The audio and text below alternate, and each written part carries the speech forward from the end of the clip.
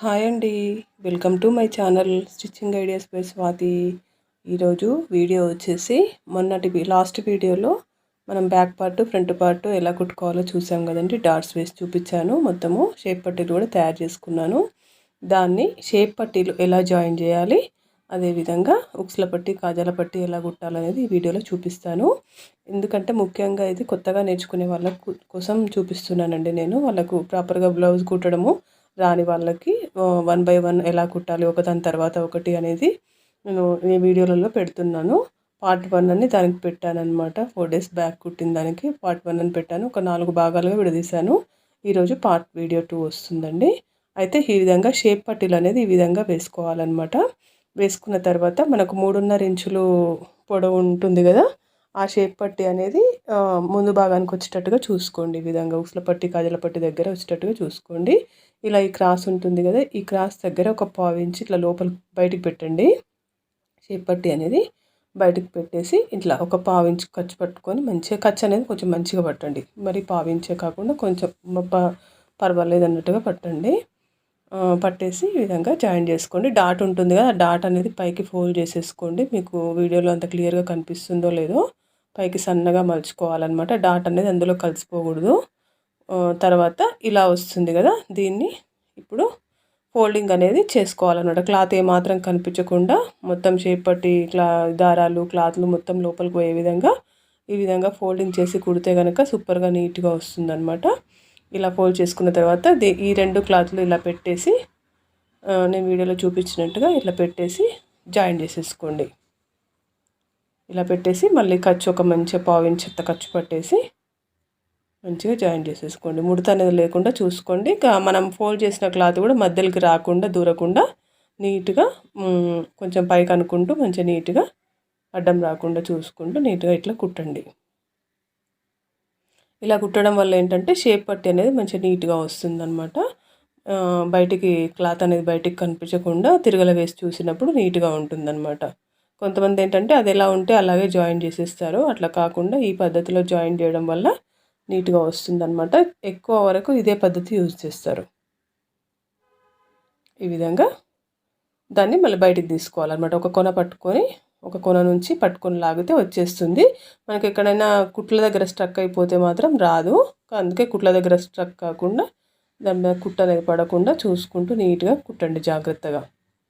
ఇలా వచ్చిన తర్వాత ఇప్పుడు చూసారు కదా, ఇలా వచ్చిందనమాట. మనకు స్ట్రైట్గా నీట్గా ఈ విధంగా రావాలన్నమాట. షేప్ పట్టి కుట్టిన తర్వాత ఈ విధంగా రావాలి. అప్పుడు కరెక్ట్గా వచ్చినట్టు అనమాట.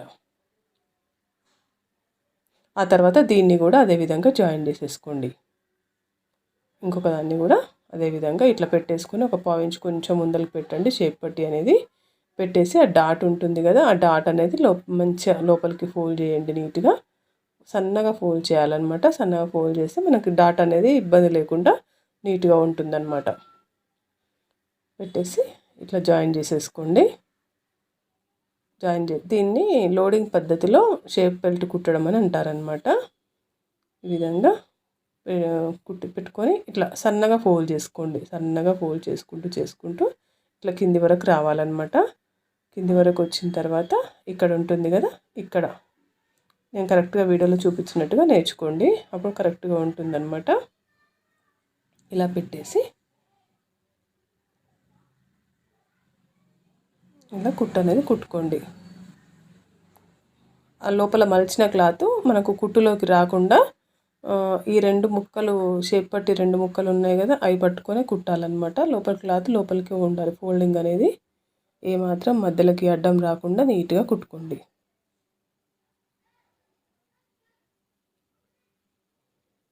ఇలా కుట్టిన తర్వాత ఒక కొన పట్టుకొని ఇట్లా లాగితే మొత్తం నీట్గా వచ్చేస్తుంది అనమాట. మనకు లోపల పార్ట్ మొత్తం నీట్గా వచ్చేస్తుంది.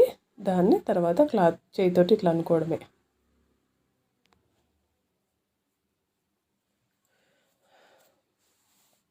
ఇట్లా అనుకోండి. ఎక్స్ట్రా ఏమైనా క్లాత్ ఇట్లా షేప్ పట్టి కొంచెం మిగులుతుంది కదా, అది నీట్గా కట్ చేసుకోండి. అయితే ఇప్పుడు ఇట్లా ఉన్న క్లాత్ ఉంటుంది కదా, ఈ విధంగా నీట్గా వస్తుందన్నమాట. షేప్ పట్టి అనేది మనకు పర్ఫెక్ట్గా రావాలి షేప్ అని అంటే ఈ పద్ధతిలో కుట్టుకోండి.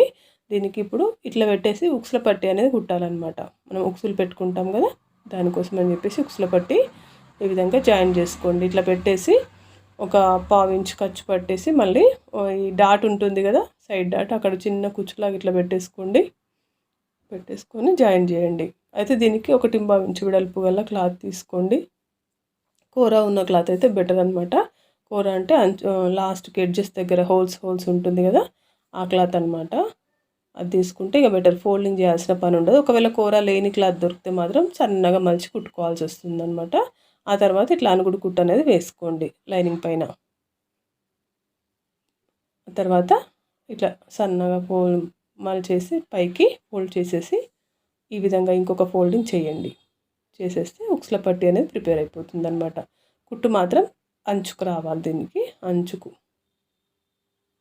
మంచిగా నీట్గా కుట్టండి. మనకి ఉక్సు పట్టేంత వెడల్పు ఉండాలి. ఉక్సుల పట్టీ అనేది ఉక్సు పట్టాలన్నమాట. ఆ కుట్టుకి ఈ ఎడ్జ్కి మధ్యలో ఉక్సు పట్టేంత నీట్గా ఉండాలన్నమాట. ఉక్సు పట్టిన తర్వాత కూడా కొంచెం క్లాత్ మిగిలేసి ఉండాలి, అంత ఉండాలన్నమాట నీట్గా ఉక్సుల పట్టీ అనేది. చూసారు కదా, ఉక్సుల పట్టీ అనేది ఈజీగా ప్రిపేర్ చేశాను. ఈ విధంగా కుట్టేసుకోండి. ఇప్పుడు ఇలా వచ్చిందనమాట ఉక్సుల పట్టీ అనేది. ఇలా రావాలి, లైట్గా కర్వ్ లాగా రావాలన్నమాట. లైట్గా వచ్చింది చూడండి, వంకరగా అట్లా రావాలి. అట్లా వస్తే పర్ఫెక్ట్గా వచ్చినట్టు అనమాట. అట్లా కుచ్చు పెడతాం కాబట్టి అట్లా వస్తుంది అనమాట అది. తర్వాత కాజల పట్టీ అనేది కుట్టుకోండి. కాజల పట్టీకి కూడా నేను క్లాత్ ఎక్కడి నుంచి తీసుకోవాలో చెప్పాను కదా. మనం బ్యాక్ పార్ట్ కటింగ్ చేస్తాం కదా, అప్పుడు ఆ గల్ల దగ్గర ముక్క ఉంటుంది కదా, ఆ ముక్క అనేది కాజల పట్టీకి మంచిగా యూజ్ అవుతుంది. నేను లాస్ట్ వీడియోలో చెప్పాను అనమాట. ఒకసారి లాస్ట్ వీడియో కూడా చూడాలనుకుంటే చూడండి. ఒకవేళ ఆ వీడియో చూసిన తర్వాత ఈ వీడియో చూస్తే పర్వాలేదు, కానీ ఫస్ట్ ఈ వీడియో చూసిన వాళ్ళైతే ఆ వీడియో కూడా చూడండి, ఎందుకంటే మీకు మంచిగా నీట్గా అర్థమవుతుంది అనమాట. తర్వాత దీన్ని కూడా ఇట్లా 2 మడతలు వేసి ఫోల్డ్ చేసేసి కుట్టుకొని ఒక పావు ఇంచు ఖర్చు పట్టేసి ఇట్లా కుట్టుకోండి. దీన్ని కాజల పట్టీ అంటారనమాట. ఈ విధంగా మలిచేసిన తర్వాత ఇలా లోపలికి ఫోల్డ్ చేయండి. తర్వాత ఇలా ఫోల్డ్ చేయండి నీట్గా. ఇలా ఫోల్డ్ చేసేస్తే నీట్గా ఉంటుందన్నమాట. అయితే ఇట్లా కుట్టు అనేది కూడా మంచిగా నీట్గా ఇట్లా వచ్చేటట్టుగా చూసుకోండి. మొత్తం క్లాత్ మొత్తం ఇట్లా లోపలికి వెళ్ళిపోవాలి. మనం ఫోల్డింగ్ చేసిందే మనకు కనిపించాలన్నమాట. ఇట్లా నీట్గా ఉండాలి. అట్లా తయారు చేసుకోండి కాజల పట్టీ క్లాత్ అనేది. ఇలా పెట్టేసి స్టార్టింగ్లో వేయండి. కుట్టు అనేది స్టార్టింగ్లో రావాలి. ఇలా ఇలా నీట్గా అనుకుంటూ కుట్టేసేయండి. నీట్నెస్ అనేది చాలా ఇంపార్టెంట్ అనమాట. నీట్గా లేకపోతే కనుక చాలా ప్రాబ్లం అవుతుంది స్టిచ్చింగ్ అనేది. ఎందుకంటే నీట్నెస్ చూసి మన ఫినిషింగ్ చూసే వస్తారు కొత్త కస్టమర్స్. నీట్గా లేకపోతే మళ్ళీ రిపీట్ చేయరనమాట వాళ్ళు. అందుకే నీట్నెస్ అనేది మంచిగా నేర్చుకోండి. స్లోగా కుట్టండి, స్టార్టింగ్లో స్లోగా కుట్టండి. అప్పుడే నీట్గా వస్తుంది అనమాట స్టిచ్చింగ్ అనేది. ఫాస్ట్గా అగడబగడగా కుడితే స్టిచ్చింగ్ అనేది నీట్గా రాదు. ఫాస్ట్నెస్ అనేది మళ్ళీ తర్వాత మెల్లగా నేర్చుకోవచ్చు అనమాట. మనకు కుట్టగా అదే ప్రాక్టీస్ అయిపోతుంది అనమాట. తర్వాత ఉక్సుల పట్టీ కాజల పట్టీ ప్రిపేర్ చేసుకున్న తర్వాత కొంచెం ఏమన్నా ఎక్కువ తక్కువలు ఉంటే నీట్గా కట్ చేసుకోండి. నాకు కొంచెం ఉక్సుల పట్టీ ఎక్కువ వచ్చిందనమాట. దాన్ని ఈ విధంగా కొంచెం ఒక స్టిచ్ వేసేసి ఇట్లా ఎక్కువ ఉన్న పార్ట్ ఇట్లా తీసుకోవాలన్నమాట. తీసేసుకుంటే సరిపోతుంది. ఎందుకంటే మన కుట్లు కొంచెం అటు ఇటుగా పట్టడం వల్ల ఏదైనా ఒకటి ఎక్కువ వస్తే రావచ్చు అనమాట. పెద్ద ప్రాబ్లం ఏమీ కాదు, ఎవరికైనా వస్తుంది. 100 బ్లౌజులు 1000 బ్లౌజులు కుట్టిన వాళ్ళకైనా వస్తుంది అనమాట అది. ఈ విధంగా బ్లౌజ్ అంతా మనం ఉక్సుల పట్టీ కాజల పట్టీ ప్రిపేర్ అయిపోయిన తర్వాత షోల్డర్స్ అనేవి జాయిన్ చేసేసుకోవాలన్నమాట. Front part back part joint అయిపోతుంది అనమాట. షోల్డర్స్ జాయిన్ చేసుకుంటే మనకు front part back part joint అయిపోతుంది. ఒక షేప్ అనేది వస్తుంది అనమాట. ఈ వీడియో కనుక నచ్చితే లైక్ చేసి షేర్ చేయండి. Thank you.